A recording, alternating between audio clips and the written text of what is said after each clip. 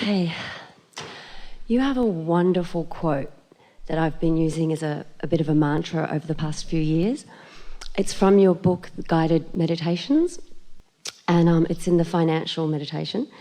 It's every word in that book has been specifically and precisely presented with vibrational accuracy, perfection. Wonderful. I love it, and I feel it. Yeah. So the quote is that abundance expands proportionately to match desire. And yeah. I do believe that, and I feel like I've been having it in the forefront of my mind on a pretty much daily basis, and I say it often throughout the day. There's no problem at all or question about what you've asked for and how big it is. This is the supply and demand thing that we were talking about earlier. The desire is the demand and the belief is the supply. So you've asked, but if it isn't manifesting in the way you want it, then you've got your pipe pinched off because of your awareness of what is usually. What is the reason that most people don't allow now to improve, because now has their attention and now is what it is, and if they give their attention to what is, then they clog up the pipes, and then even though they're asking for more, their pipes are clogged up because they're so attentive to what is. So you have to get a little creative by not being so realistic about what is, or by seeing what is as really temporary. When it doesn't feel temporary, well, you're calling it temporary, but I've been in financial difficulties for 25 years, Abraham. That doesn't seem so temporary. And we say, well, it would have been temporary 25 years ago if you hadn't regurgitated it that year and the next year and the next year and the next year and the next year. You keep updating it. So you have a question? Because we know you know all of that. Yes. And I think what's because I've been living it and I've really been honoring it, and it's been working. I think what's happened just recently is this year there's a few very big projects. Like, it was going along vibrationally little by little by little. But here's the thing. You're making a wrong assumption. That would be like Esther making the assumption that the fire feature is asking for too much gas. That's the wrong assumption. The problem is the supply isn't giving the fire feature the gas it wants. Are you hearing it? So what do humans think? Well, my fire feature is greedy. I shouldn't be asking for that much gas. I better just cap that off and never turn that on again. Well, is the problem the desire, or is the problem the supply? I think I'm letting other people's opinions to get in. Like, I know that my abundance expands proportionally to match desire.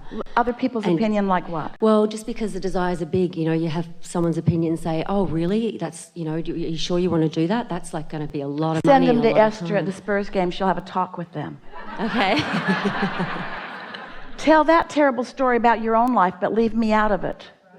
Tell that story of deprivation to anybody that will listen. I'm just not going to be one of them. Practice depriving yourself of the things that are naturally flowing to you if you want to, but leave me out of that equation, because I believe that energy streams to whatever desire is there. And why would I pinch myself off from the flow? Why would I ask the universe to not expand in this way when the existence of the universe is all about expansion? Why would I say, yeah, universe should expand, but it shouldn't give me more? What? This is either an expanding universe or it's a shrinking universe. Which is it? It's expanding. And how does it expand? You live life and you ask for things.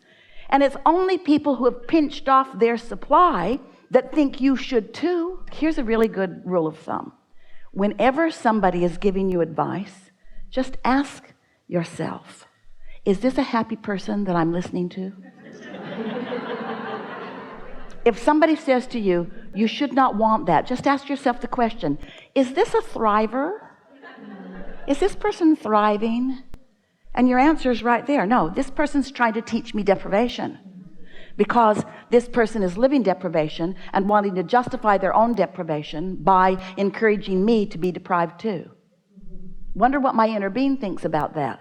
Oh, I can tell by the knot in my stomach what my inner being thinks about this. really, when you think about it, if it were wrong for you to expand, would you have bothered to come? If it were wrong for you to expand, would you live in a universe that's all about expansion? There's no shrinking of anything. There's no regression. There is no regression. There's no something that was disappearing. There's only more. It's the mantra of the universe. It's what puts the eternalness in eternity. And so, just because much of the world, maybe even most of the world, is humaning rather than allowing the fullness of who they are, doesn't mean that it's a good idea. So we know we've convinced you momentarily. Mm-hmm. We're going to ask you what you think your inner being thinks. Is thriving wrong? No. Is thriving natural? Yes. Do you have an assignment about how much you should or should not thrive? No. Is your own life the reason that you decide about the thriving that you are choosing? Mm-hmm. Do you get to choose it moment by moment? Yes. Are there times that you might choose more than other times? Yep. In every case, are you thriving, or in every case, are you not thriving? Thriving. Is energy always flowing through you? Yes.